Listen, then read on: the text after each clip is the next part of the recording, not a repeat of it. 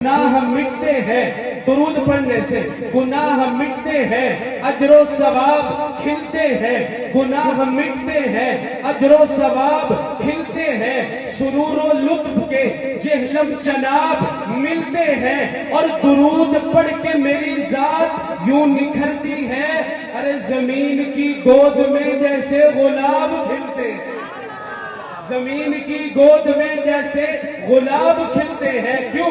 کیونکہ پتا پتا درود پڑتا ہے، ذرہ ذرہ درود پڑتا ہے، پتا پتا درود پڑتا ہے، ذرہ ذرہ درود پڑتا ہے۔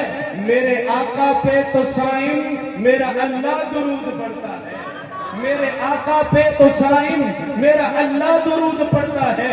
اور بات درود کی آئی ہے تو پھر میں کہتا چلا جاؤں، کیونکہ آپ حضرات کی توجہ پوری ہے، توجہ سے کہیں سبحان اللہ اور محبت سے سبحان اللہ۔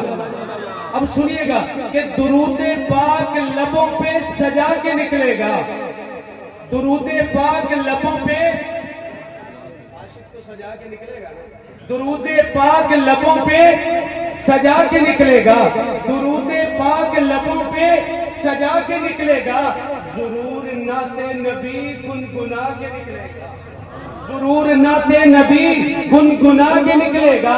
ارے میرے آقا کے عشق کا سمندر ہے ایسا، جو بھی غوطہ لگائے گا جنت میں جا کے نکلے گا، جو بھی غوطہ لگائے گا جنت میں جا کے نکلے گا۔